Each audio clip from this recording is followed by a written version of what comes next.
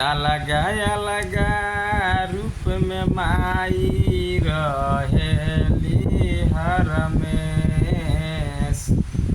हरि अलगा अलगा रूप में माई रहेलू हर में। आ कबहू बनी के सती कुआरी चली जालू दूर देश। आ कबहू बनी के सती कुआरी चली जालू दूर देश।